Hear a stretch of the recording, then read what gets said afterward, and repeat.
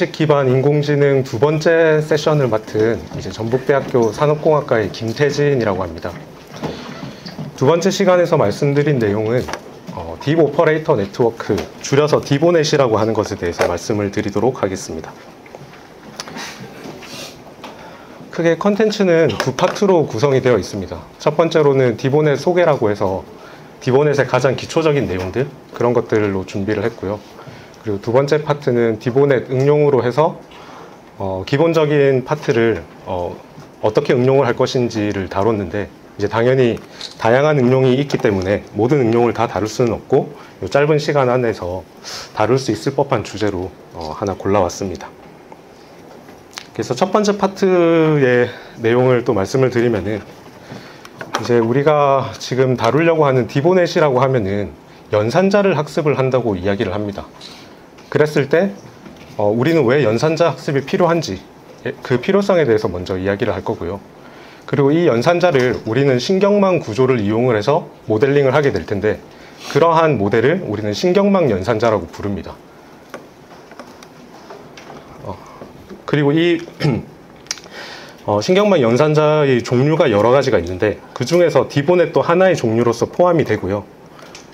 이 디보넷이 연산자로서 기능을 할 수 있는 것에 대한 이론적인 기초를 제공을 하는 이론이 이 보편 근사 정리 포 오퍼레이터라는 정리가 있습니다. 그래서 이 정리에 대해서도 말씀을 드리겠습니다. 그리고 마지막으로 이 보편 근사 정리 포 오퍼레이터라는 이론에서 나오는 이 디보넷 구조가 어떻게 생긴 건지를 살펴보도록 하겠습니다. 그래서 오늘 이제 첫 번째 파트에서 말씀드리는 내용은 간단하게 말씀을 드리면은 여기 나와 있는 이 논문의 일종의 해설 같은 내용이라고 생각을 하시면 되겠습니다. 그래서 오늘 제가 설명드리는 내용에 좀 부족한 부분이나 이해가 안 되는 부분이 있으면은 이 논문을 나중에 참조하셔서 이제 더 살펴보시면 될 것 같습니다. 그러면 첫 번째로 이제 연산자 학습의 필요성에 대해서 말씀을 드리겠습니다. 이전 시간에 그 윤원준 교수님께서 핀에 대해서 잘 설명을 해주셨는데요. 근데 핀에 이제 우리가 일반적으로 가장 큰 단점이라고 하는 부분이 있는데, 그게 어떤 부분이냐고 하면은 이제 핀이라는 것은 미분 방정식을 푸는 그런 솔버로 앞에서 이야기를 했었죠. 근데 핀은 이제 잘 정의된 미분 방정식 문제 하나를 푸는 그런 이제 솔버라고 할 수가 있고요. 그 말은 무슨 말이냐면은, 만약에 문제의 조건이 바뀌는 경우, 그런 경우에는 P는 반드시 재학습이 필요하게 됩니다.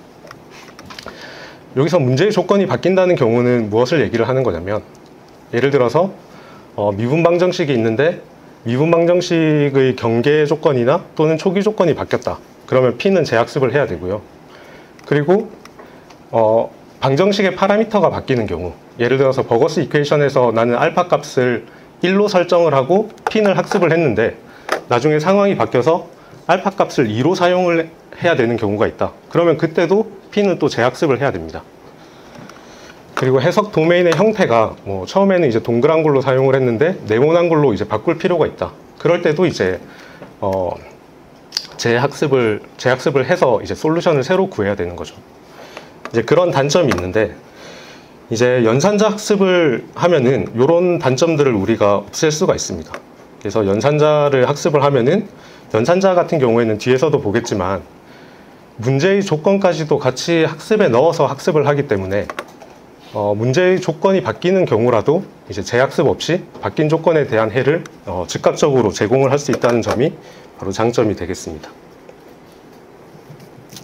그리고 이렇게 이제 처음에 그 디보넷을 설명을 드리기 전에 핀의 한계를 먼저 설명을 하고 디보넷을 설명을 하면은 항상 그렇게 헷갈리는 분들이 계시더라고요. 예를 들어서 그러면은 디보넷이라는 게 핀의 구조를 따르면서 그걸 좀 더 확장한 버전인가 보다, 이제 그렇게 생각을 하시는 분이 계시고, 그걸 염두에 두고 이 내용을 들으면은 조금 헷갈릴 수가 있습니다.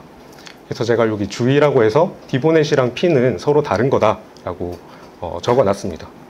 특히나 가장 다른 부분이 핀이라는 모델의 이제 가장 큰 핵심은 데이터를 사용을 하지 않고 손실함수의 미분 방정식을 넣어서 푼다라는 개념이 이제 핀의 가장 큰 특징이라고 할 수가 있는데, 근데 이제 디보넷 같은 경우에는 기본적으로 데이터 드리븐 모델입니다. 그래서 손실 함수에서는 데이터와의 일치도로 이제 디보넷이 잘 학습이 됐는지 안 됐는지를 판단을 하기 때문에 둘은 서로 다른 거라고 생각을 하시면 되고, 생각을 하고 이제 요 내용을 들으시면은 좀 덜 헷갈리지 않으실까 생각을 합니다.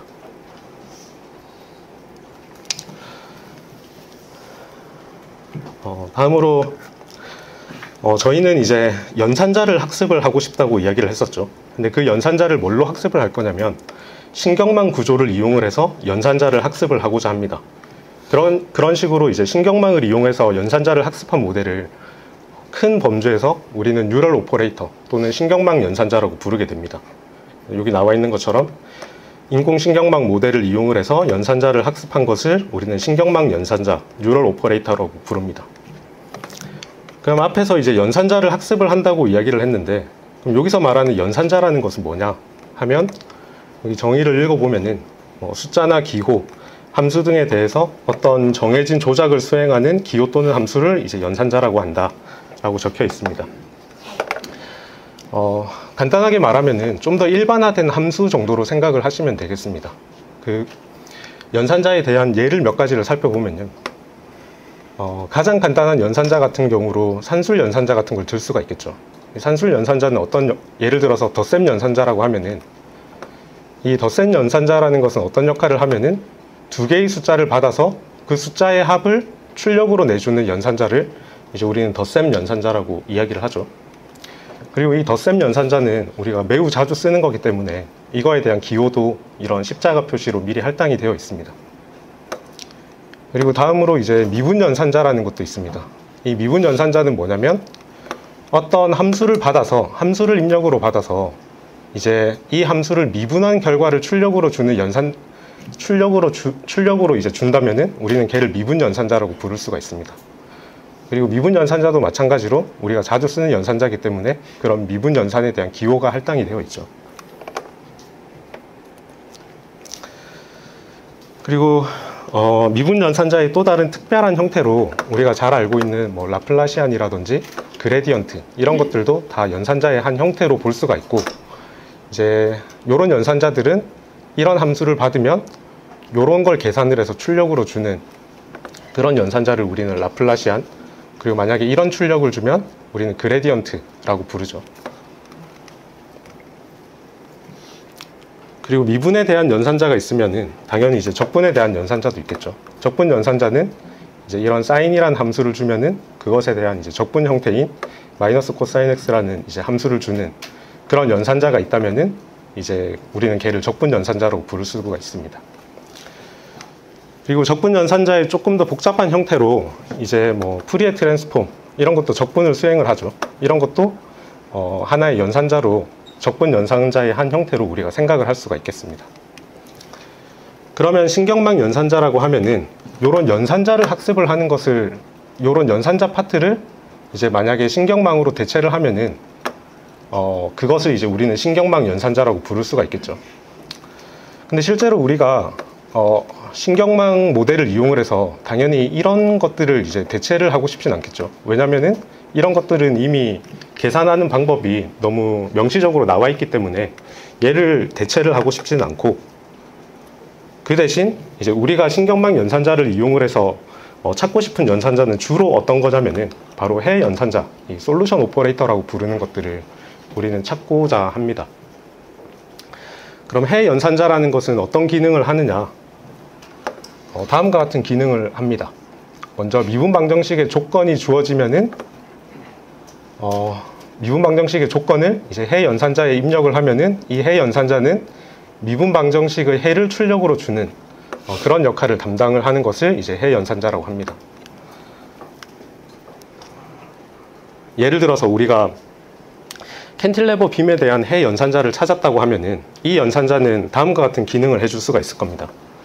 예를 들어서 미분 방정식의 조건이 요 외팔보에 가해지는 어떤 하중이 이제 미분 방정식의 조건으로 들어간다고 치면은, 그럼 이 해 연산자가 해주는 건 뭐냐면 외팔보에 이런 일정한 하중이 가해졌을 때는 이러한 외팔보의 변형이 나타난다는 것을 이 해 연산자가 출력을 해주고, 그리고 다음으로 만약에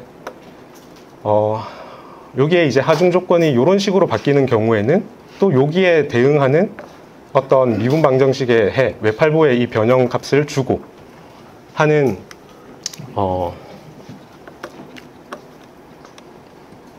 이런 역할을 수행을 해주는 것이 이제 이 외팔보에 대한 이제 해 연산자라고 할 수가 있겠죠.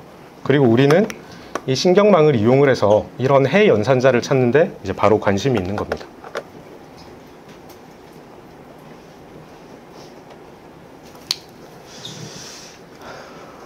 그럼 해 연산자를 모델링하기 위해서 우리는 디보넷이라는 걸 살펴볼 텐데, 근데 이런 뉴럴 오퍼레이터에는 디보넷 말고도 여러 가지 종류의 오퍼레이터, 신경망 오퍼레이터들이 있습니다.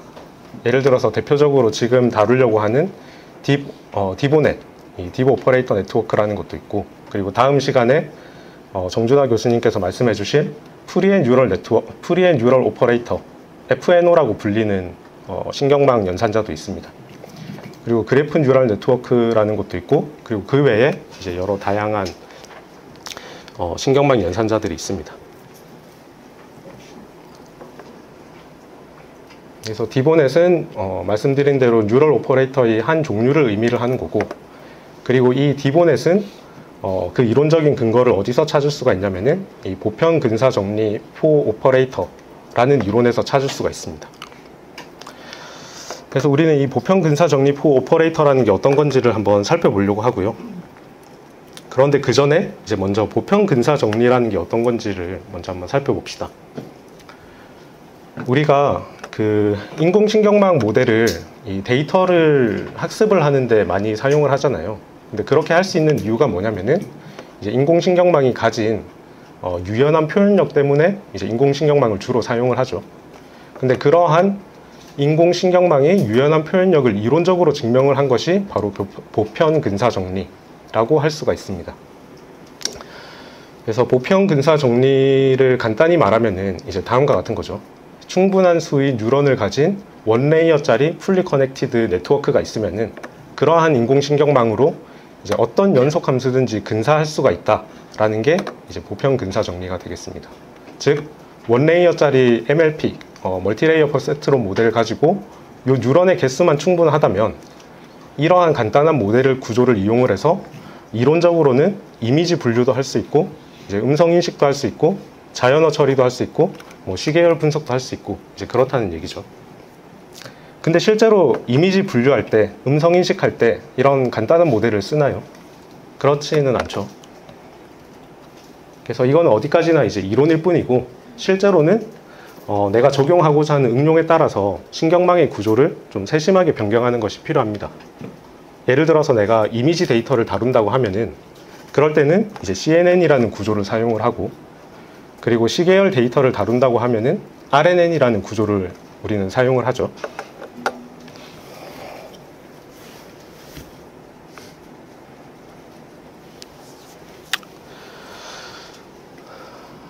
그래서 마찬가지로 우리의 목표는 이제 오퍼레이터라는 것을 학습을 하는 건데, 오퍼레이터를 학습을 할 때도 보편 근사 정리에 따라서 이 멀티레이어 퍼셉트론 모델, 이 MLP 모델을 사용을 할 수 있습니다.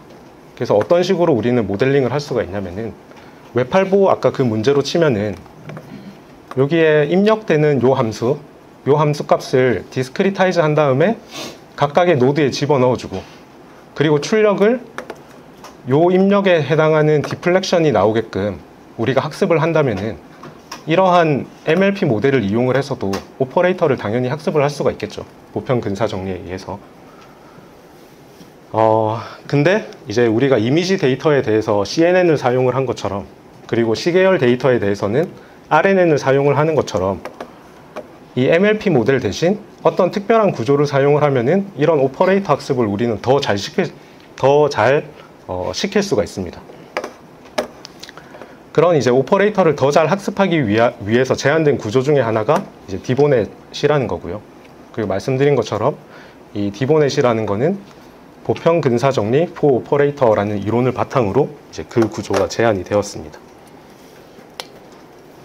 그러면은 여기 나와 있는 게 이제 이 보편 근사 정리 포 오퍼레이터, Universal Approximation Theorem for Operator라는 건데요. 뭔가 이렇게 복잡하게 나와 있지만 간단하게 얘기하면 다음과 같은 이야기입니다. 여기서 보면은 요 식만 지금 1번 식만 가져온 거거든요. 그래서 요 1번 식을 보면은 요 첫 번째 텀이 타겟 연산자, 내가 학습하고 싶은 연산자가 되고, 요 두 번째 텀이 그 보편 근사 정리에서는 MLP 모델에 해당하는 거죠. 근데 여기서는 이제 연산자 학습을 위한 모델이 되겠습니다. 그리고 요 식이 의미하는 바는 이제 제가 만약에 연산자 학습을 위해서 이런 모델 구조를 가져간다면 이 타겟 연산자가 어떤 것이든지 내가 원하는 정확도로 근사를 할 수가 있다. 즉, 요 모델을 사용을 하면은 어떤 연산자든지 내가 근사를 할 수가 있다라는 게 이 보편 근사 정리포 오퍼레이터라는 게 되겠습니다. 그러면 이제 순서가, 그러면 이 모델이라는 게 대체 뭐냐? 수식으로 적어놨지만 이 모델이라는 게 뭔지를 이제 확인을 하는 게 다음 순서일 텐데요. 근데 그 전에 먼저 요 연산자의 표기를 한번 보고 넘어가도록 하겠습니다. 이 연산자의 표기를 보면은 우리가 알고 있는 일반적인 함수의 표기랑은 좀 다르게 생겼죠. 보면은 괄호를 두 개를 사용을 하고 거기에 이제 각각의 입력이 들어가 있는데, 보통은 입력 변수가 두 개면은 괄호 하나를 사용을 해서 x, y 이런 식으로 우리가 적잖아요. 근데 여기서는 괄호를 특별히 두 개를 배치해서 각각 입력을 받고 있거든요. 이거는 이제 무슨 말이냐면은 여기에 들어가는 거는 요 두 번째 괄호에 들어가는 게 실제로 우리가 변수로 넣는 파트고, 요 앞쪽에 있는 괄호에는 변수가 아니라 함수가 들어가는 파트입니다. 그래서 이 구조를 좀 더 간단한 예제랑 대응시켜 가지고 우리가 생각을 한번 해봅시다.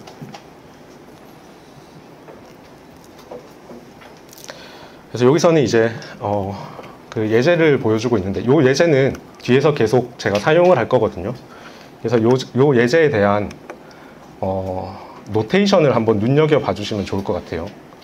그래서 여기서 보면 웹8보의 변형 문제인데, 웹8보가 이렇게 쭉 있으면은 여기서 우리가 일반적으로는 이 웹8보 상의 위치를 교과서에서는 보통 X로 많이 사용을 하죠.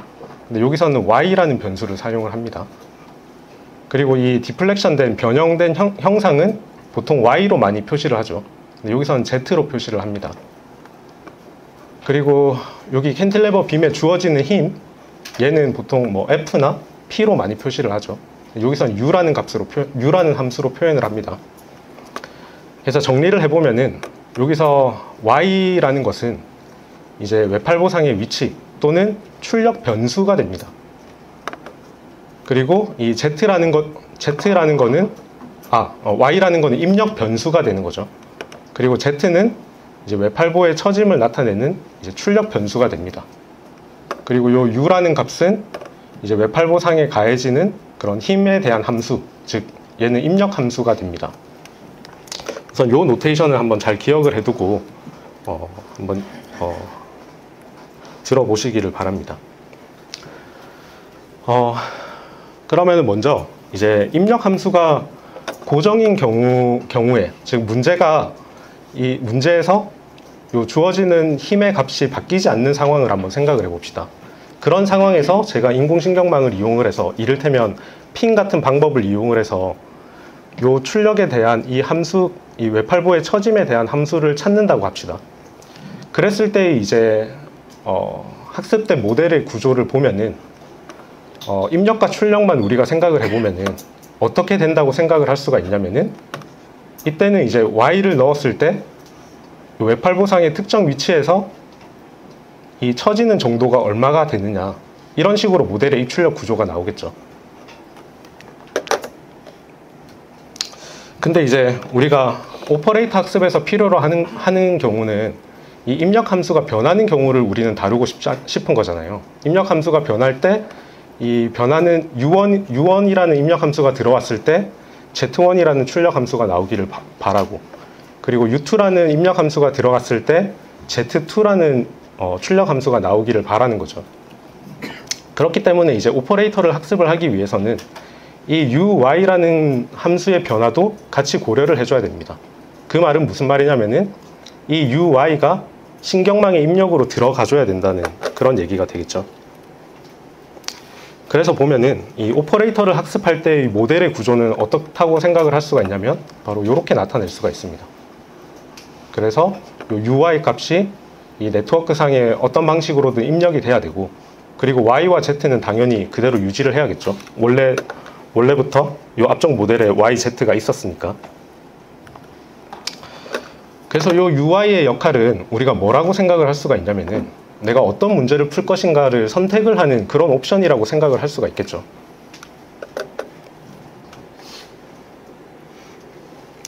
자, 그러면 이제 연산자의 표기를 다시 보면은 여기서 입력 함수 부분은 뭐였냐면 이제 문제를 정의하는 파트였고, 아까 그 예제에서는 웹8보에 가해지는 힘에 대한 함수가 이제 이 입력 함수로 들어오는 거고, 그리고 얘는 이제 웹8보상의 위치를 얘기를 하는 거였죠.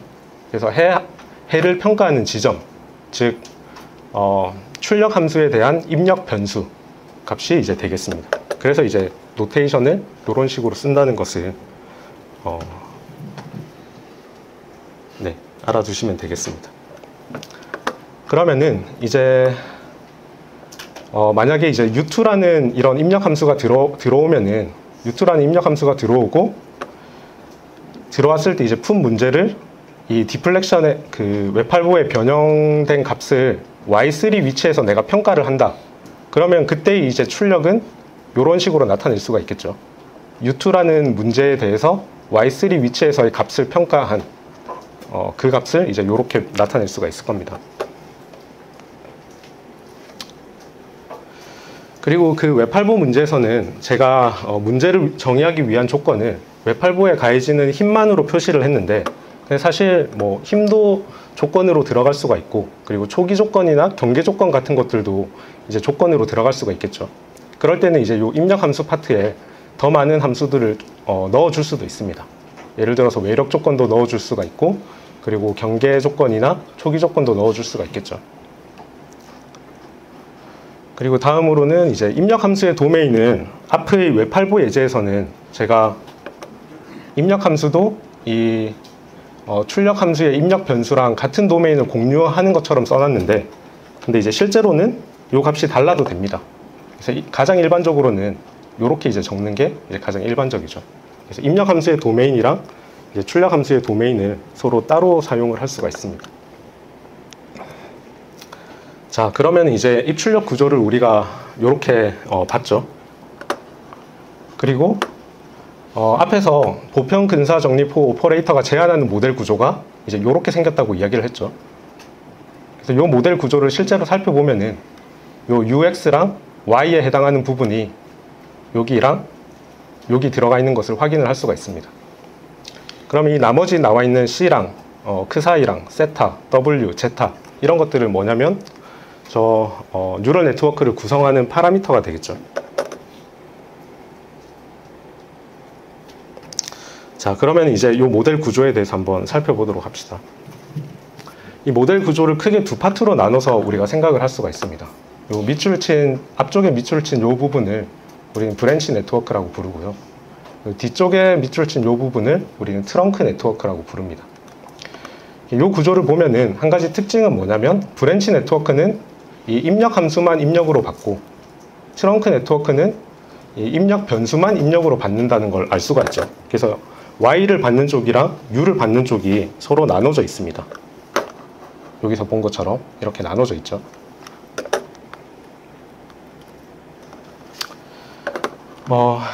그리고 요 세부 구조를 살펴보기 전에 얘를 다 계산한 결과가 어떻게 될지를 우리가 미리 예상을 해보면 어떠냐면은, 그 연속체 역학을 배우시면은 이 인덱스를 다루는 법을 배우죠. 그래서 인덱스를 보면은 요 브랜치 네트워크에는 총 3개의 인덱스를 사용을 하고 있거든요. I랑 J랑 K죠.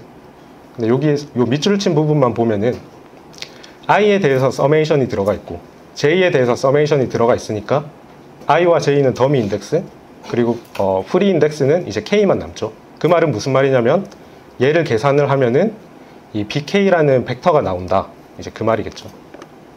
그리고 마찬가지로 트렁크 네트워크에는 이제 K라는 프리 인덱스만 있으니까 얘를 계산한 결과도 이제 TK라는 벡터로 나온다는 것을 알 수가 있습니다. 그래서 그거를 그림으로 표현하면 브랜치 네트워크가 어떻게 생겼는지 모르겠지만 아직은 브랜치 네트워크의 결과로는 BK라는 벡터가 만들어지고, 그리고 트렁크 네트워크의 결과로는 TK라는 벡터가 만들어진다. 이제 그렇게 생각을 할 수가 있겠죠. 그리고 나서 최종적인 계산은 각각의 K에 대한 원소에 대해서 이제 곱한 다음에 더하죠. 이건 뭐냐면 내적이죠, 내적. 그래서 최종적인 아웃풋은 이 두 개를 내적을 해서 그게 이제 결과로 반환이 되게 됩니다. 이 반환되는 결과는 이제 스칼라 값이겠죠. 그리고 이 K 인덱스는 1부터 P까지 사용을 하고 있으니까 이 각각의 출력에 대한 벡터 값들은 이 P행 1열의 그런 이제 벡터가 되겠습니다. 그러면 이제 요 각각 브랜치넷과 트렁크넷이 실제로 어떻게 생겼는지를 한번 확인을 해 봅시다. 여기를 보면은 얘는 Y는 입력 변수라고 이야기를 했죠. 그리고 요 W를 우리가 가중치라고 생각을 하고, 그리고 여기 Z를 바이어스라고 생각을 하고, 요 시그마를 활성함수로 우리가 생각을 하면은 얘는 우리가 잘 알고 있는 이제 풀리 커넥티드 네트워크 그 모델이죠. 그래서 요 트렁크넷 부분은 통상적인 MLP 구조라고 생각을 하시면 되겠습니다. 가장 간단한 그런 인공신경망 구조. 그럼 브랜치넷의 입력 트렁크넷은 살펴봤고, 그럼 이제 브랜치넷 쪽을 살펴봐야겠죠. 브랜치넷의 구조를 살펴보기 전에 먼저 요 입력 함수 파트를 다시 한번 자세히 들여다 보겠습니다. 브랜치넷의 입력 함수 u를 보면은 ux가 그대로 들어가는 게 아니라 uxj로 이 함수를 디스크리타이즈, 이산화해서 이제 들어가게 되거든요. 그 말은 무슨 말이냐면은 제가 입력하고 싶은 함수는 요렇게 연속 함수인데 얘를 실제 브랜치 네트워크에 넣을 때는 얘를 이렇게 조각조각 이산화한 다음에 이 이산화된 값을 각각의 노드에 집어넣는다는 얘기가 되겠습니다. 그래서 여기 나와 있는 것처럼 브랜치넷의 입력 함수 ux는 이산화해서 벡터 형태로 신경망에 입력이 됩니다.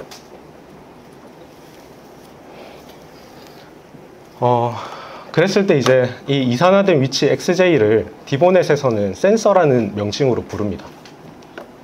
근데 이 센서랑 관련해서 한 가지 특이한 점은 이 디보넷의 구조를 살펴보면은 입력 함수의 도메인, 입력 함수의 입력 변수인 x를 구조 전체에서 명시적으로 입력받지는 않거든요.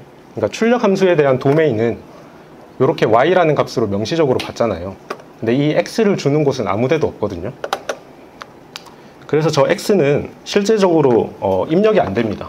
그래서 이 ux의 도메인 x는 오직 이산화 순서에 의해서만 결정이 되고, 그렇기 때문에 이 센서의 위치를 내가 한번 결정하면은 얘는 바꿔서는 안 되는 그런 거라고 할 수가 있죠. 그게 무슨 말이냐면 첫 번째 입력되는 함수를 제가 이런 식으로 이산화를 했으면 두 번째 입력되는 함수 u2도 마찬가지로 같은 위치에서 이산화를 해줘야 됩니다. 만약에 첫 번째 함수를 내가 이렇게 이산화를 했는데 두 번째 함수를 입력할 때는 이런 식으로 첫 번째랑 다르게 이산화를 해주면은 이 디보넷 입장에서는 이 각각의 데이터 위치가 어디인지를 이제 그냥 단지 순서상으로만 넣기 때문에 이 x값을 명시적으로 받지 않기 때문에 이 둘의 차이를 구분을 하지를 못합니다. 그래서 이제 이렇게 넣어줘야 된다는 거고요. 그리고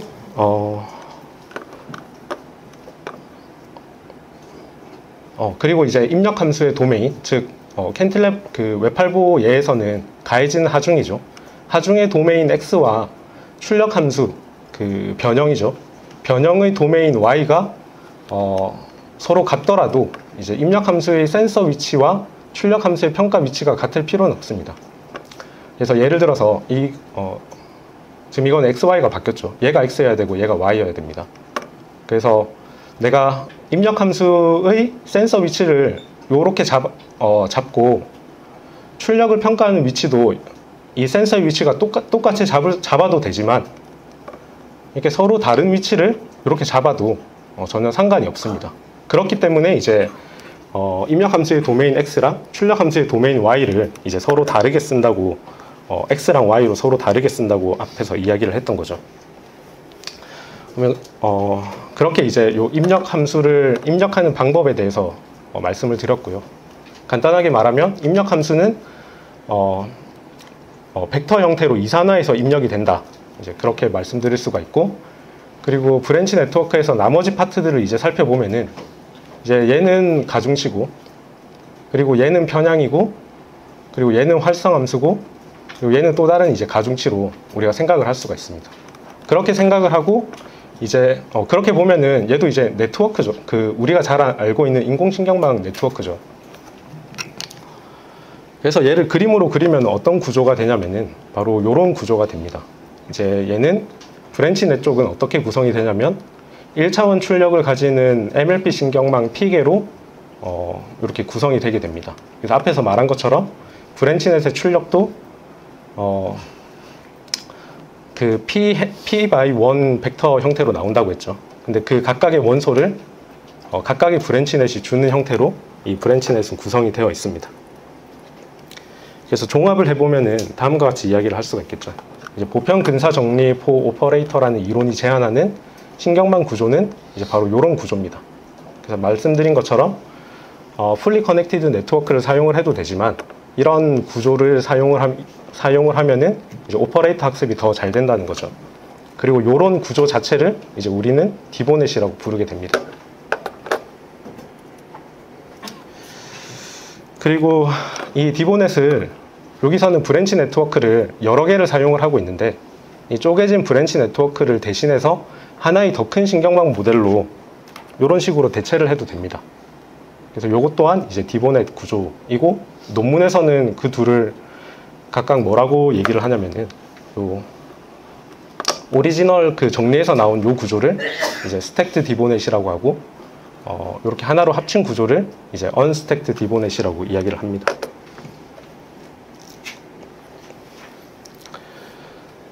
앞에서 말씀드렸던 것처럼 이 보편 근사 정리 포 오퍼레이터에서는 그 브랜치 네트워크와 트렁크 네트워크를 전부 다 이제 간단한 단순한 MLP로 모델링을 했었죠. 근데 당연하지만 요 MLP 대신에 뭐 다른 잘 알려진 신경망 구조를 사용을 해도 괜찮습니다. 예를 들면은 MLP 대신 여기에 CNN이든 RNN이든 뭐 레스넷이든 트렁크넷에도 마찬가지로 CNN이든 RNN이든 레스넷이든 어떤 구조든 이제 사용을 해도 되고 실제로도 이제 내가 적용하려고 하는 응용에 맞는 그런 구조를 사람들이 많이 제시를 하고 있습니다.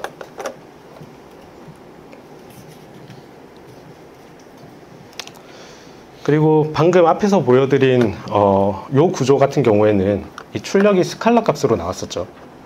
근데 경우에 따라서는 그 우리 웹8보 문제에서는 출력이 Y 방향으로의 디플렉션이니까 스칼라 값으로 나와도 괜찮은데 근데 내가 만약에 1차원 문제가 아니라 3차원 문제다. 그러면 출력이 XYZ 방향으로의 디스플레이스먼트가 값이 나와야겠죠. 그래서 출력이 3차원으로 나와야 되는데 여기서 제가 내적을 해버리면 당연히 1차원으로 밖에 안 나오겠죠. 이제 그래서 멀티 아웃풋을 다루는 경우에는 이 모델의 구조를 어떻게 변형을 할 수가 있냐면은 여기서 내적을 하는 대신에 요소곱 엘레멘트 와이즈 프로덕트를 수행을 합니다. 그러면 엘레멘트 와이즈 프로덕트를 수행을 하면 얘는 그대로 P차원의 벡터가 나오겠죠. 그리고 이 P차원의 벡터를 새로운 네트워크의 입력으로 사용을 해서 이 최종 네트워크의 아웃풋이 내가 원하는 차원이 나오도록 이렇게 후속 신경망을 추가하는 방식으로 멀티 아웃풋 구조를 제가 다룰 수도 있습니다. 다음으로 입력 함수가 여러 개인 경우, 예를 들어서 하중 조건뿐만 아니라 뭐 초기 조건도 내가 입력 함수로 집어넣고 싶다.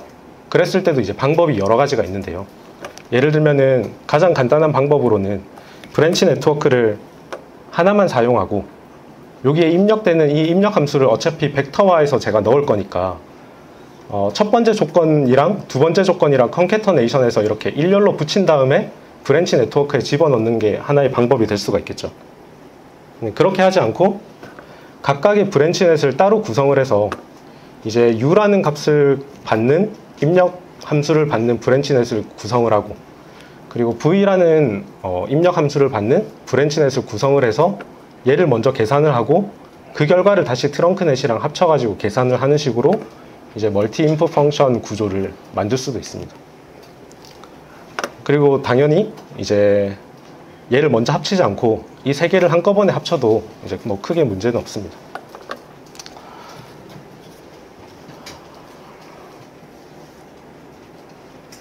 네. 다음으로는 이제 디보넷을 디보넷 모델이 만들어졌으면은 얘를 학습을 해야겠죠. 그리고 앞에서 말씀드린 것처럼 디보넷은 기본적으로 데이터 드리븐 모델입니다. 그래서 학습 방법 자체는 우리가 데이터 드리븐 모델의 그런 접근법이랑 완전히 동일합니다. 무슨 말이냐 하면은 이제 학습 데이터를 이용을 해서 이런 입력 함수를 집어넣고 그 다음에 입력 변수를 집어넣고 나온 어떤 결과가 이렇게 이제 나오겠죠. 그러면 이거에 대응하는 이 조건에 대응하는 실제 정답 학습 데이터가 있어서 이 두 개 간의 차이를 이제 로스로 삼고 그 로스를 기반으로 이제 이 브랜치넷과 이 트렁크넷을 업데이트하는 방식으로 이 디보넷을 우리는 학습을 해주면 됩니다. 그러면 이제 실습을 보겠는데요. 실습에서는 먼저 그 논문에 나와 있는 예제를 먼저 하나 다뤄봅시다. 논문의 첫 번째 예제가 이 적분 연산자를 학습을 하는 예제거든요. 그래서 여기서 이 문제는 어떻게 되냐면은 이런 미분 방정식이 주어져 있다고 합시다. 이 미분 방정식을 푸는 건데 이게 미분 방정식을 푼다는 관점에서는 핀이랑 목적이 같죠. 근데 다른 점은 뭐냐면은 핀에서는 이 UX 미분 방정식에 이 주어진 함수가 바뀌는 걸 고려하지 않죠. 근데 이 디보넷에서는 이 UX가 바뀌는 경우도 이제 풀 수가 있습니다. 그래서 이 미분 방정식을 우선 살펴보면은 이 VX랑 UX가 서로 미분과 적분 관계에 있죠. 그래서 VX를 미분하면 UX가 나오고 UX를 적분하면 이제 VX가 나오는 관계인데 여기서 우리가 찾고 싶은 건 뭐냐면 요 UX가 주어졌을 때 이 UX의 적분 형태인 VX를 찾아주는 연산자를 찾는 게 이제 우리 목적입니다. 그 말은 무슨 말이냐면 UX가 이런 형태로 주어지면 얘 이제 적분을 한 형태인 이런 VX가 찾아져야 되고 그리고 이런 식으로 코사인 형태로 들어가 있다면은 UX가 주어지면 이런 사인 형태로 이제 요 VX가 찾아져야 된다는 얘기죠. 얘를 이제 요거에 대한 학습 코드는 실제로 그 콜앱에서 확인을 하실 수가 있는데 그거를 여기서 시간 관계상 실행을 해보지는 않을 거고 여기서는 주요한 코드 내용만 한번 좀 설명을 드리겠습니다. 그 내용을 보면은 이 코드의 데이터를 불러오는 파트가 있거든요. 그 데이터의 이름을 보면은 이제 uTrain이라는 파트가 있고 yTrain이라는 변수명이 있고 GUITrain이라는 변수명이 있는데 각각은 이제 입력 함수 그리고 입력 변수 그리고 출력 함수를 나타내는 그런 트레이닝 세트라고 할 수가 있겠습니다. 그리고 요 트레이닝 세트에 이제 사이즈를 보면은 이렇게 구성이 되어 있거든요. uTrain 같은 경우에는 1000행 100열 그리고 GUITrain 같은 경우에는 1000행 100열로 되어 있고요. 요 각각의 행은 뭘 나타내냐면은 요 u라는 함수를 나타냅니다. 즉 이 행이 100개의 원소로 이루어져 있으니까 요 함수가 100개의 점으로 이렇게 찍혀 있는 거겠죠. 실제로는 얘도 마찬가지로 이 출력 함수도 100개의 점으로 이렇게 구성이 되어 있을 겁니다. 그리고 yTrain은 어떻게 구성이 되어 있냐면은 이제 100행 1열짜리 쉐입으로 이제 구성이 되어 있는데 얘는 y를 평가하고 싶은 위치를 이제 100개의 지점으로 이렇게 나눈 거죠. 그럼 앞에서 이제 그 내용을 잘 이해를 하셨으면은 아마 여기서 보면 이제 uTrain의 열차원, 즉 요 부분이죠. 이것과 이제 GUITrain의 열차원의 크기가 지금은 이제 100으로 같은데 질문을 드리면은 얘는 이제 반드시 같아야 하느냐 하면 얘는 반드시 같지 않아도 됩니다. 왜냐하면 이게 이제 앞에서 말했던 그 센서랑 출력 함수의 입력 변수, 그러니까 입력 변수가 서로 달라도 된다는 그 얘기가 되겠습니다. 그리고 두 번째 질문은 이제 yTrain의 행 차원과 그 크기가 같아야 하는 차원, 즉 얘가 100이면은 반드시 100이어야 되는 차원이 있는데 걔는 어디냐면은 이제 이쪽이 됩니다. 왜냐면은 내가 요 지점에서 평가한 그 값을 이제 얘는 가지고 있는 거거든요. 그래서 이 차원을 말씀드리는 이유가, 제가 이 디보넷을 실제로 구현을 해보려고 하면은 가장 헷갈리는 점이 제 생각에는 이 차원인 것 같아요. 그래서 나중에 그 코드를 살펴볼 일이 있으면은 이 차원을 좀 유의해서 보시라고 이 차원에 대한 이야기를 좀 적어놨습니다.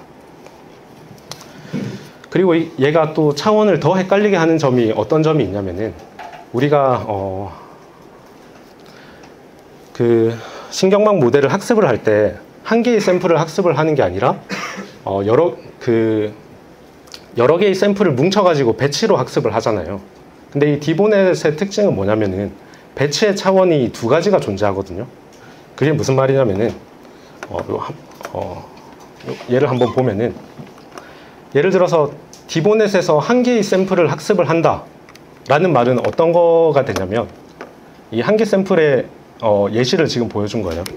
보면은 한 개 샘플은 여기에 입력 함수가 온전하게 다 입력이 되고, 그리고 y에는 한 개의 값이 입력이 되고, 그리고 여기에 대한 출력의 차원으로 얘는 뭐가 돼야 될까요? 이제 얘랑 이제 차원이 같아야죠.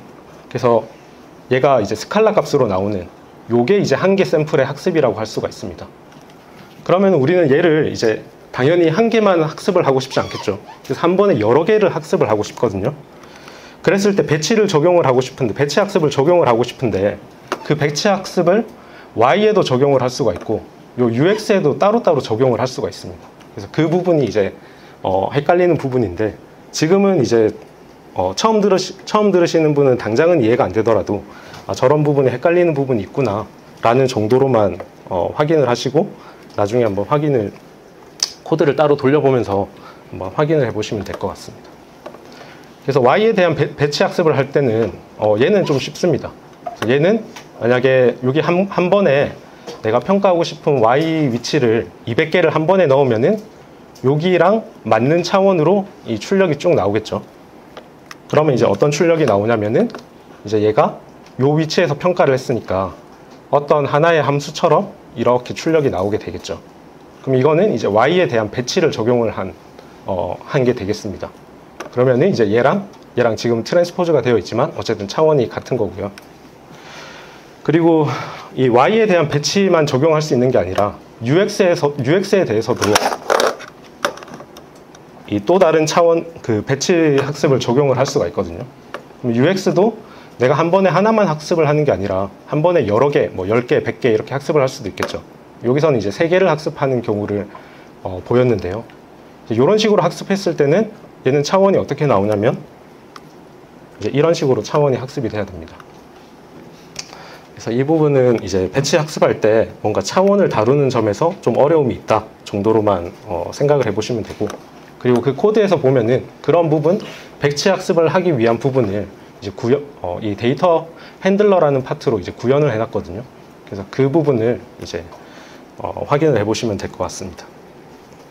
그리고 신경망의 구조는 간단하게 이해를 하실 수가 있을 거예요. 보면은 브랜치넷이라고 적혀 있는 부분은 단순한 그 MLP 모델로 되어 있죠. 그리고 트렁크 네트워크 부분도 이제 단순한 MLP 모델로 되어 있죠. 그리고 이 둘을 합치는 영역에서도 이제 두 개가 간단하게 이제 내적으로 되어서 이제 출력으로 나온다는 점을 확인을 할 수가 있습니다. 그렇게 해서 이제 실제로 돌려보면은 이 UX가 입력이고, 이 뒤에 나와 있는 주황색 값이 실제로 제가 얻어야 되는 값인데, 지금 초록색이 이제 디보넷이 주는 아웃풋이거든요.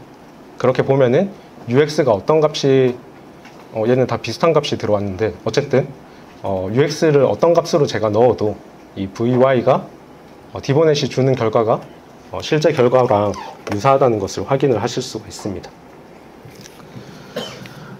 캔틸레버 이 두 번째 실습 파일은 이 캔틸레버 빔에 대해서 적용을 한 건데요. 이것도 사실상 그 앞에서 적분 연산자를 학습을 했던 내용이랑 전혀 다르지가 않습니다.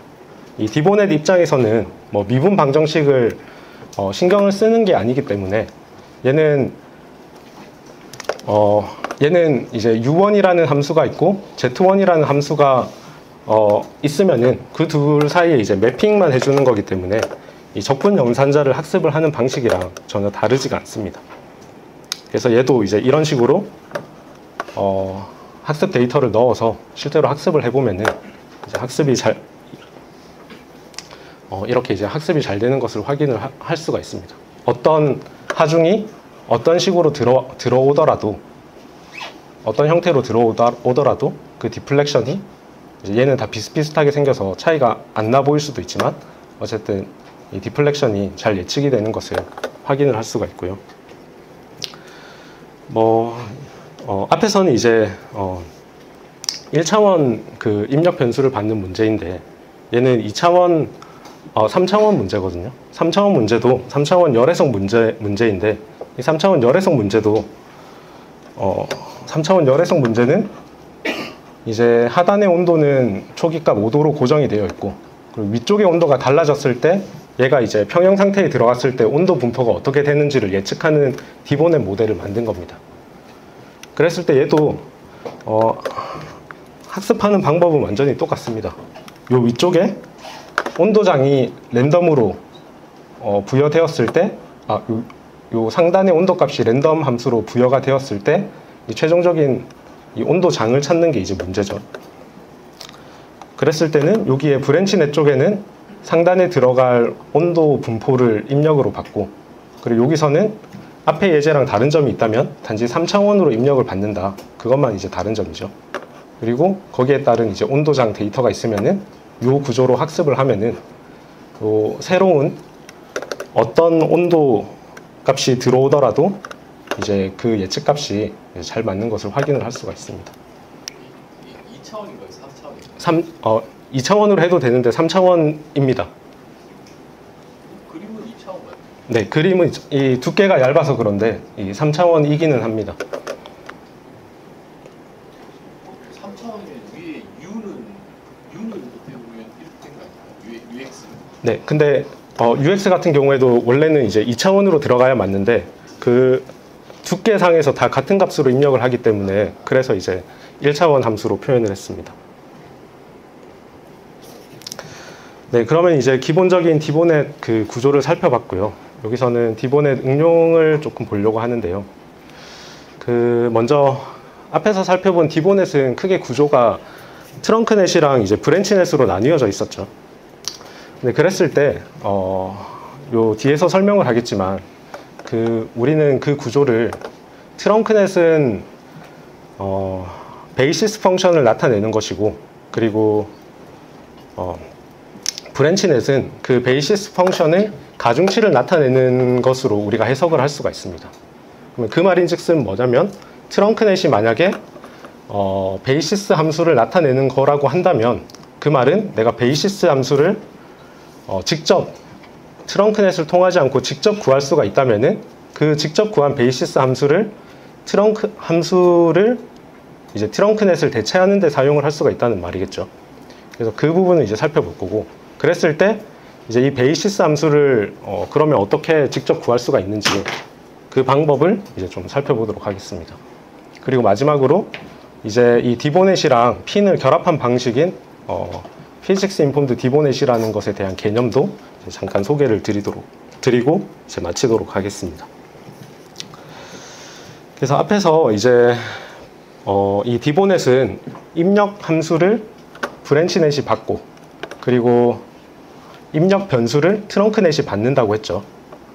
근데 그 소개 파트에서 이제 제가 말씀드린 것처럼 이 디보넷의 구조는 베이시스의 선형 결합 형태로 우리가 이 구조를 해석을 할 수가 있습니다. 왜 그렇게 되는지를 이제 말씀을 드릴 건데요. 그래서 먼저 보면은 제가 요 입력 함수는 우선 변하지 않고 고정된 입력 함수가 들어간다고 생각을 해봅시다. 그러면 이 브랜치넷을 통과를 하고 나면은 pk의 원소를 가진 벡터가 나오겠죠. 이렇게 b1부터 bp까지. 그리고 트렁크넷에는 y1을 내가 입력을 한다.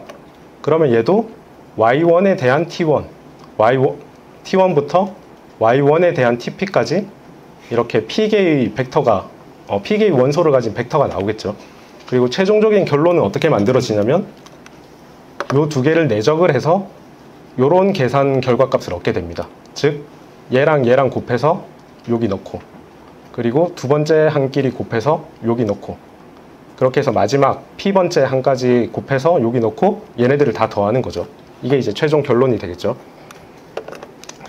그리고 y2에 대한 값을 넣으면 y2에 대해서도 마찬가지로 이제 계산을 할 수가 있겠죠. 근데 이때는 ux는 고정이라고 했으니까 b1부터 bp까지의 값은 같을 거고, 그리고 y2를 넣으면 이 부분은 바뀌겠죠. y2에 대한 t1 그리고 y2에 대한 tp 값으로 이렇게 바뀔 겁니다.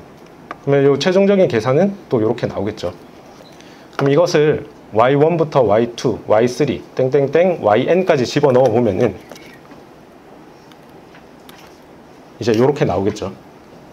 그러면 얘를 우리가 한번 봅시다. 얘를 이 트렁크넷의 파트를 보면은 트렁크넷을 여기 제가 이렇게 구한 녀석들을 실제로 시각화를 한다고 생각을 해봅시다.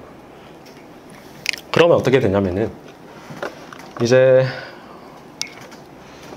얘를 이제 y2라고 생각을 하면은 y2를 집어넣었을 때의 t1의 얘는 이제 y2를 다 집어넣은 거니까 다 이제 요 y상에서 같은 위치에 이렇게 쭉 있어야겠죠. 그래서 y2에 대한, 그러니까 요 지점이 y2고 이 y2에 대한 t1의 값은 여기 찍히고 y2에 대한 t2의 값은 여기 찍히고, 그런 식으로 y2에 대한 tp의 값은 또 여기 찍히고 이렇게 될 겁니다. 그리고 y 값을 옮겨가지고 y3를 넣으면은 여기 어딘가에 또 점이 찍히겠죠. 그런 식으로 y1부터 yn까지 제가 점을 다 찍어보면 어떻게 될 거냐면 얘네들이 이렇게 찍힐 거고, 그리고 얘네들은 어떤 함수 형태를 띠겠죠. 그 말은 무슨 말이냐면은 제가 이 파트를 다 모아서 하나 점을 찍어보면은 이런 형식의, 실제로 이런 형식인지는 모르겠지만 어쨌든 어떤 함수를 구성을 할 거고, 그리고 두 번째 행도 쭉 모아서 시각화를 해보면 이렇게 될 거고, 마지막 행도 이렇게 모아서 시각화를 해보면은 어떤 함수를 이루고 있겠죠. 그리고 나서 이제 요 결론을 보면은 이 첫 번째 행에는 전부 다 b1이 공통적으로 곱해져 있죠. 그 말은 무슨 말이냐면은 얘는 요 첫 번째 첫 번째 행 전체에 b1을 곱한 이런 형태라고 생각을 할 수가 있겠죠. 마찬가지로 두 번째 행도 b2가 일괄적으로 곱해져 있을 거니까 요 함수에 대해서 b2를 곱한 거라고 생각을 할 수가 있겠죠. 마찬가지로 얘가 그리는 함수에 대해서 bp를 곱한 게 요 마지막 요 행이라고 생각을 할 수가 있겠습니다. 그리고 얘네들을 다 더한 게 이제 최종적인 그 결론 함수가 되겠죠. 그래서 이제 우리는 이 디보넷이 주는 이 출력 함수를 이 베이시스의 선형 결합으로 볼 수가 있다는 게 이제 바로 이런 의미에서 이제 그렇다고 할 수가 있겠습니다. 그러면은 이제 디보넷의 구조를 베이시스의 선형 결합 형태로 볼 수가 있다고 했었고, 그랬을 때 각각의 브랜치넷과 트렁크넷이 담당하는 것은 뭐냐면, 첫 번째로 브랜치넷은 이 베이시스의 가중치를 만들어냈었죠. 요 앞에서 요 B1이라는 거는 얘를 베이시스로 본다면은 베이시스 앞에 곱해지는 가중치가 됩니다. 다음으로 이제 트렁크넷 같은 경우에는 이제 말씀드린 것처럼 베이시스 펑션을 만들어내는 역할을 이 트렁크넷이 맡고 있다고 생각을 할 수가 있습니다. 그리고 만약에 우리가 이 구조를 이렇게 해석을 할 수가 있다면은 우리는 뭘 할 수가 있냐면 트렁크넷의 출력이 만약에 기저로 해석이 될 수가 있다면 내가 기저, 베이시스를 따로 구할 수 있는 경우, 그럴 때는 이 트렁크넷을 대체할 수 있다는 것을 의미합니다. 그러면 이 기저를 따로 구할 수 있는 경우가 어떤 경우가 있는지를 한번 살펴봅시다. 기저를 구하는 법은 선형 대수 시간에도 배웠고 여러 가지로 이제 많이 배웠는데 이제 그걸 다시 한번 복습을 한번 해보겠습니다. 기저를 구하는 법 중에 이제 대표적인 방법 중에 하나가 기저를 이루는 함수군을 내가 명시적으로 설정을 하는 방법이 있죠. 그러한 방법이 뭐냐면 우리가 흔히 무슨 급수라고 부르는 것들, 예를 들면 테일러 급수 같은 경우에는 이 어떤 임의의 함수를 이제 다항함수의 선형 결합으로 표현하는 방식이 이제 테일러 급수고, 이때 이 다항함수가 이제 베이시스 기저가 되는 거죠. 그리고 마찬가지로 이 다항함수 대신 삼각함수를 기저로 사용을 할 수도 있고, 삼각함수를 기저로 사용을 해서 임의의 함수를 표현하는 것을 이제 우리는 풀이의 급수라고 이야기를 하죠. 이렇게 이제 기저를 찾는 방법도 있고, 그리고 기저를 찾는 또 다른 방법은 이제 내가 시스템에 대한 이퀘이션을 알고 있을 때 그 시스템 이퀘이션으로부터 내가 어떤 모드를 얻어낸다 하면 그 모드 역시도 이제 기저 함수가 될 수가 있겠죠. 예를 들면 구조 진동 해석에서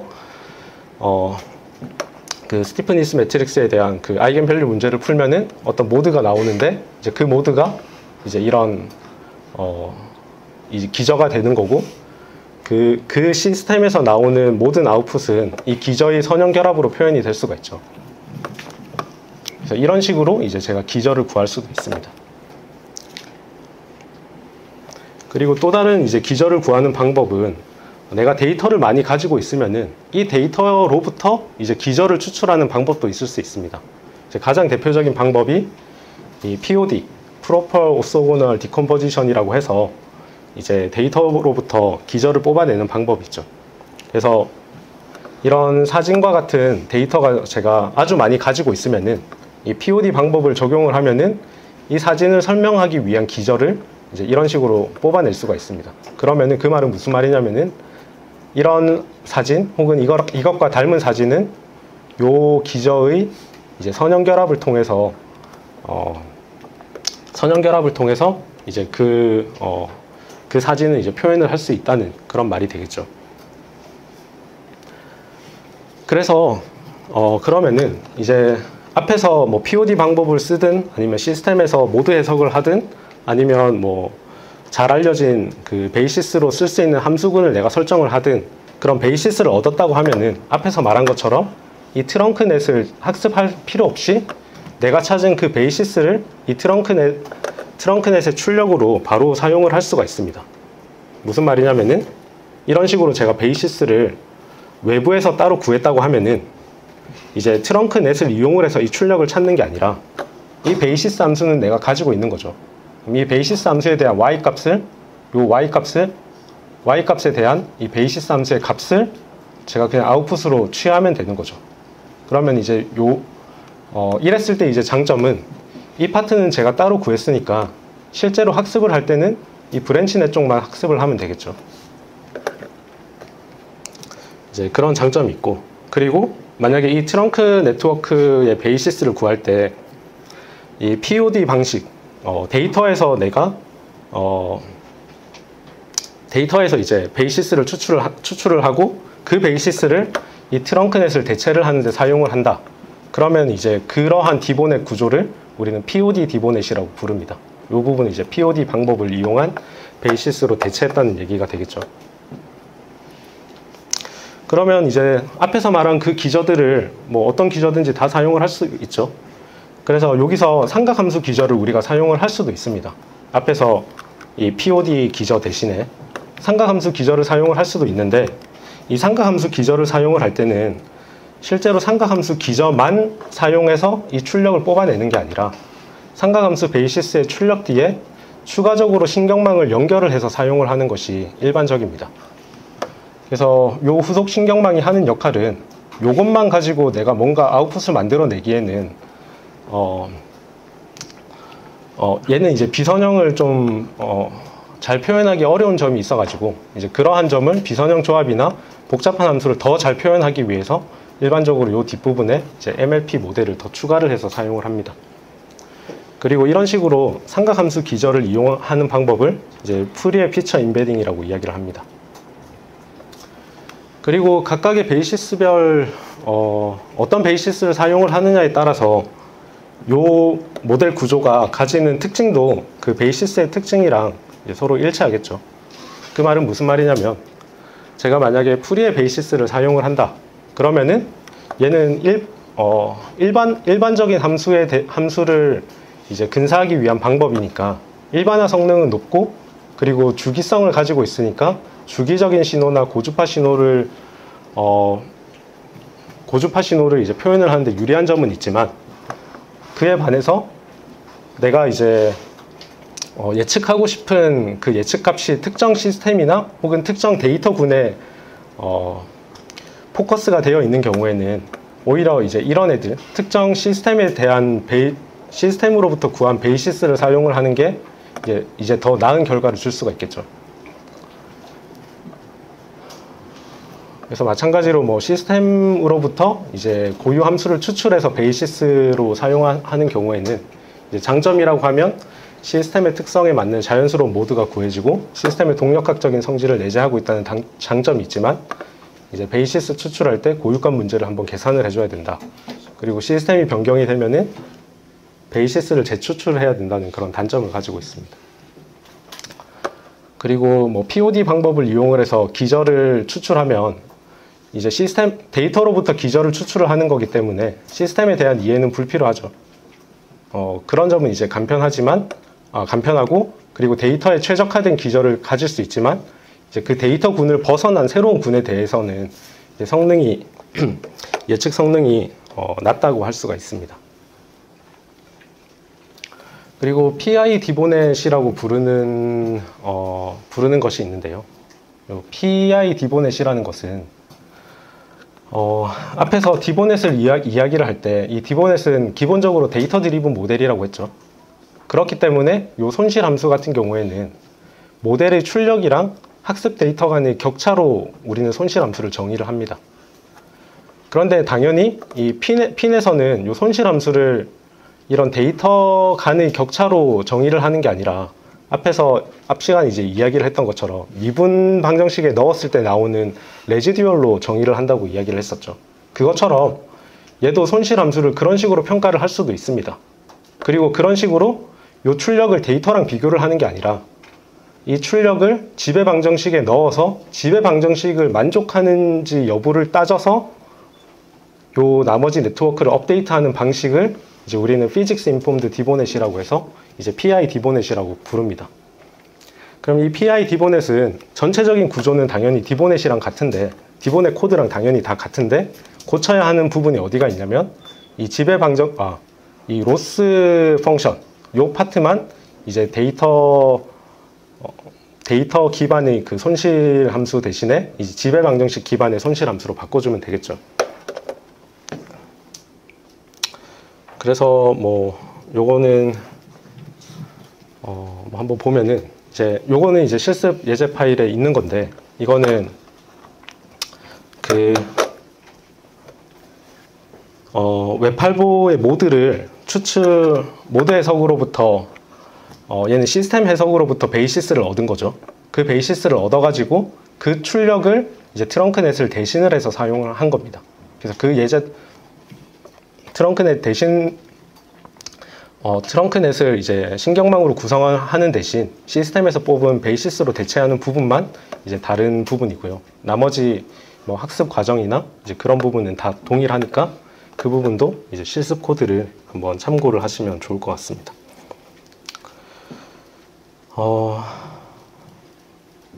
그리고 요거는 마지막으로 뭐 PI 디보넷 풀어본 건데요. 그리고 얘는 이제 디퓨전 리액션 시스템에서 요 입력함수 UX가 변하는 경우를 PI 디보넷 형식, 즉 지배 방정식을 이 손실 함수에 넣어서 구현한 그런 예제를 보여주고 있습니다. 그래서 구현하는 방법 자체는 손실 함수만 요렇게 요 입력 조건은 다 같죠. 앞에서 봤던 거랑. 그래서 요 나온 출력만 이제 데이터랑 비교하는 대신에 이 로스 펑션이랑 비교를 해서 사용을 한다. 그 점만 이제 다른 점이 되겠습니다. 그렇게 해서 이제 학습을 해보면은 실제로 이렇게 학습이 잘 되더라 하는 결과를 얻을 수가 있고요. 마지막으로 이제 요약입니다. 그래서 디보넷이라는 것이 하는 것은 뭐냐 하면 연산자를 학습한다고 우리는 일반적으로 얘기를 합니다. 그래서 디보넷이 학습하는 연산자는 뭐 덧셈 연산자 이런 간단한 연산자가 아니라 솔루션 오퍼레이터를 학습을 하고 그 솔루션 오퍼레이터는 일반적으로 펑션 투 펑션 매핑으로 우리가 이야기를 합니다. 그리고 얘의 장점은 입력 함수도 같이 제가 학습을 하기 때문에 입력 함수에 의해서 문제의 조건이 바뀌는 경우에도 재학습 없이 그 PDE 또는 ODE의 해를 구할 수 있다는 게 이제 장점이 되겠죠. 그리고 디보넷은 보면은 브랜치 네트워크와 트렁크 네트워크의 내적 구조를 가진다고 이야기를 했었고, 그리고 각각의 트렁크넷과 브랜치넷의 출력은 각각 이제 베이시스랑 가중치로 해석을 할 수 있다고 이야기를 했습니다. 그리고 그렇게 해석을 할 수가 있다면은 이 트렁크넷의 출력을 대신을 해서 실제로 내가 구할 수 있는 베이시스로 이제 대체를 할 수가 있다고 이야기를 했고요. 그리고 마지막으로 PI 디보넷은 그냥 기본적인 디보넷 모델 구조에서 마지막 손실함수 부분만 이제 미분 방정식으로 대체한 그런 모델이라고 할 수가 있겠습니다. 네, 그래서 네, 여기까지 발표고요. 혹시 더 추가적으로 궁금하신 점이나 질문이 있으면 이제 질문을 해주시면 되겠습니다.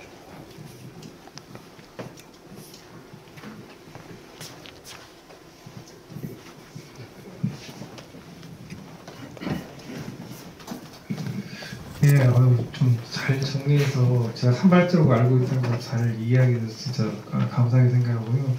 그 마지막에 보면 PI 기본에 아니 그 요약 부분 보시면 될 것 같은데 요약 부분 예, PI 기본에서는 그 데이터를 아예 사용하지 않는다고 그랬는데 보통 핀 하면 이제 처음에는 PD만 사용하다가 오늘 뭐 유현주 교수님 그까지 얘기는 안 하신 것 같은데 데이터 일부 사용하게 되면 좀 더 빨리 좀 되고 뭐 이렇게 정확하게 된다고 하고 있는데 근데 PI 기본액 같은 경우에는 저기도 데이터를 갖다 일부 사용하면서 PD를 사용하는 해서 뭐 이렇게 연구가 진행되거나 그렇게 하면 좀 더 좋아진다거나 뭐 그런 건 없을까요? 데이터를 사용하면 당연히 더 좋아질 것 같기도 하고요. 근데 PI 디본 해보니까 PI 디본의 자체로도 큰 어려움 없이 잘 학습이 됐던 걸로 생각이 되거든요. 일반적으로 핀 같은 경우에 데이터 안 쓰게 되면 시간이 좀 많이 걸리잖아요. 네네. 네. 제 같은 경우에 지금 PI 디본액 같은 경우에는 데이터 안 쓰고 저렇게 되면 훈련하는데 시간이 많이 걸리죠. 그게 저도 이 PI 디보넷을 많이 다뤄본 건 아닌데 PI 디보넷이 사실은 핀이 다루는 문제보다 문제 범위가 더 큰 거지 않습니까? 네, 그러니까 당연히 더 핀도 사실은 학습하기가 어려운데 PI 디보넷은 더 학습하기가 어렵다 이렇게 생각을 할 수가 있잖아요. 제가 많은 예제를 풀어본 건 아닌데 좀 이상했던 점은 오히려 PI 디보넷의 경우에 이게 왠지 이제 학습이 더 잘 되는 케이스가 종종 있었거든요. 그래서 왜 그런지는 모르겠지만 이게 PI 디보넷이 생각하는 것만큼 문제의 범위가 커진 만큼 뭐 아주 학습이 안 되고 뭐 그런 케이스는 아닌 걸로 보여집니다. 예, 잘 알겠습니다. 고맙습니다.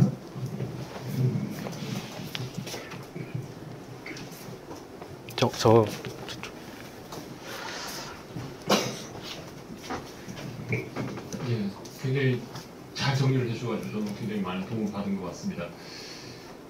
디보넷이 데이터 드리븐이라고 하면 자연스럽게 이제 데이터를 어디서 우리가 컬렉션 해야 되냐 그게 자연스럽게 이제 연결될 텐데 일단 제 첫 번째 질문은 데이터를 어떻게 획득할 수 있냐라는 거고 두 번째는 그 데이터가 어떻게 얼마만큼이 충분하냐 이걸 어떻게 판단하냐 그 두 번째 질문입니다. 첫 번째 질문 같은 경우에는 지금은 보통은 FEM을 대체하는 용도로 저희가 디보넷이라는 것을 훈련을 하려고 많이 생각을 하지 않습니까?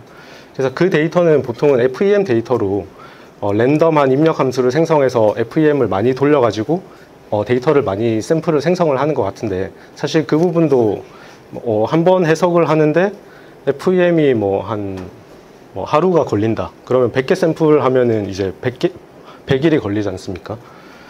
그렇게 되는 것에 대한 이제 문제점은 있는 것 같고요. 그래서 그런 부분은 이제 어떻게 해석을 해야 될지는 모르겠는데 지금 저 같은 경우에는 사실 그 정도까지 큰 문제를 다루고 있지는 않아서 문제가 되지는 않는데 더 큰 문제를 다루려면은 이제 사실은 말씀 지적해 주신 부분도 좀 고려해야 되는 부분인 것 같고 그리고 이 데이터 개수에 대해서도 말씀을 해주셨는데 뭐 얼마가 적당한지는 사실은 저도 잘은 모르겠습니다. 뭐 100개를 해서 잘 되는 케이스도 있었고 혹은 그 100개보다 뭐 더 훨씬 많이 써도 잘 안 되는 케이스도 있었고 그래서 그 기준이 어떤지는 사실 저도 명확하게는 잘 모르겠습니다. 그냥 잘 안 되면은 데이터를 계속 늘려가면서 한번 테스트를 해본다 그 정도로 수행을 하고 있습니다. 그래서 그런 측면에서 아까 저 베이시스를 우리가 만약에 알고 있다고 하면 그 정보를 이용해가지고 하게 되면 데이터 양을 확 줄일 수 있지 않나 그런 코멘트를 좀 해주신 것 같은데 예, 그래서 저는 좀 이게 맞지 않나? 라는 생각도 많이 드는데 특히 저희 엔지니어링 도메인에서 나이지를 갖고 있다고 하면 그런 생각이 들어서. 네, 맞습니다. 그래서 넌리니어 문제 같은 걸 하거나 그냥 복잡한 문제를 풀 때 확실히 이런 베이시스를 외부에서 가져와서 사용을 하는 방식이 제가 학습해야 되는 그 파라미터의 양도 줄어들고 하니까 훨씬 더 뭐 빠르게 수렴하기도 하고, 저 베이시스라는 거 자체가 그 솔루션을 이제 레귤러라이제이션 해주는 그런 역할도 하는 거잖아요. 그렇기 때문에 학습이 좀 더 훨씬 더 잘 되는 것 같습니다.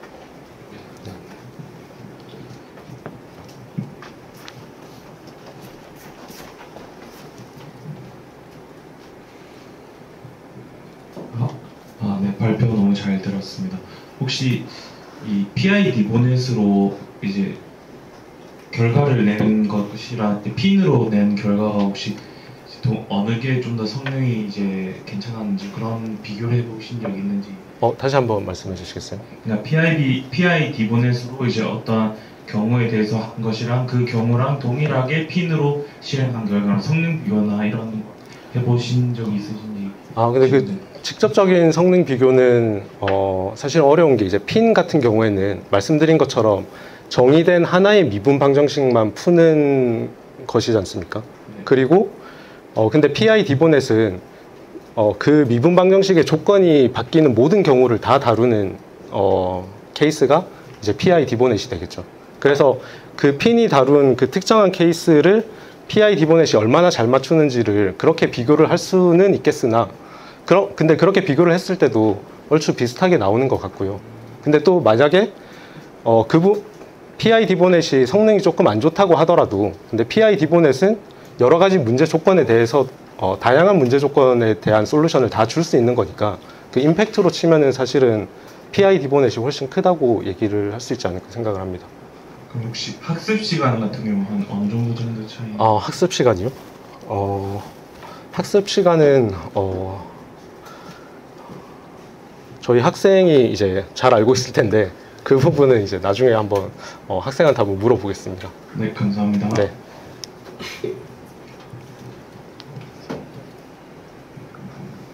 네, 안녕하세요. 좋은 강연해 주셔서 감사합니다. 통합과정 최지우라고 합니다. 네, 질문이 두 가지 정도가 있는데요. 그 54페이지에 그 POD로 그 디보넷 구조를 그 디보넷 구조에서 이제 아랫부분은 트렁크넷 부분을 이제 대체할 수 있다고 하셨는데, 사실 POD를 쓰면은 이제 그게 오소고나란 베이시스들로 이제 선형 결합을 하는 거다 보니까 뭔가 넌리니어리티의 손해를 볼 것 같은데, 네. 그 부분에 있어서 이제 디보넷이 어떤 역할을 해주는지 네. 좀 궁금한 점이 있고요. 네. 그리고 두 번째가 이제 삼각함수 기저를 사용했을 때, 사실 삼각함수 기저를 사용한다면 이제 패스트 프레 트랜스폼 같은 거를 생각을 해볼 수가 있는데, 그럴 때 이제 패스트 프레 트랜스폼의 좀 단점이랄까 하면 이제 유니폼 그리드를 써야 하는 그런 사태가 발생을 하는데, 그런 것들을 일부 이제 그런 극복해 줄 수 있는 그런 툴로서 사용할 수 있는 건지 좀 궁금해서 여쭤보고 싶습니다. 우선 첫 번째 질문에 대해서 답을 드리면은, 당연히 이제 얘를 POD든 아니면은 뭐 모드 해석을 통해서 베이시스를 얻었으면은 얘는 그 베이시스의 선형 조합만을 이제 표현을 할 수가 있는 거잖아요. 그래서 만약에 그 선형 조합을 벗어나는 어떤 비선형적인 해를 내가 그 베이시스를 써서 예측을 하려고 한다면은 걔는 당연히 잘 안 될 겁니다.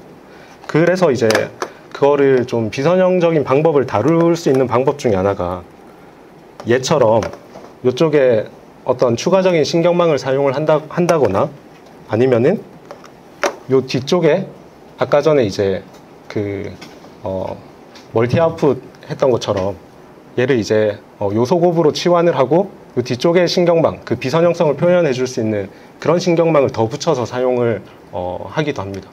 그게 이제 첫 번째 질문에 대한 답이고, 그 두 번째 질문에 대한 답은 제가 패스트 프레 트랜스폼이 어떻게 나왔는지는 잘 모르겠는데요. 여기서 삼각함수 기저를 사용을 한다는 건 저희가 알고 있는 그 주파수별 삼각함수가 있지 않습니까? 거기에 예를 들어서 sin x, sin 2x, sin 3x가 있으면은 sin y, sin 2y, sin 3y가 있으면은 그 각각의 y 값에 요 y를 대입하면은 어떤 숫자가 나올 텐데 그 숫자를 바로 쓰겠다는 의미거든요.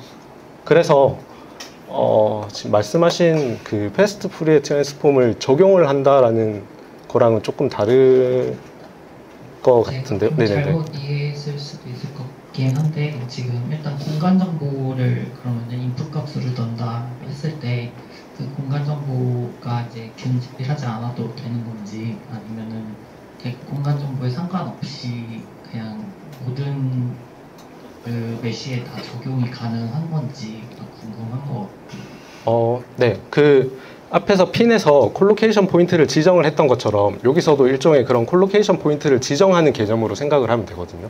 내가 학습하고 싶은 부분에 내가 그 y 값을 집어넣는다고 생각을 하시면 될 것 같습니다. 네. 네, 감사합니다.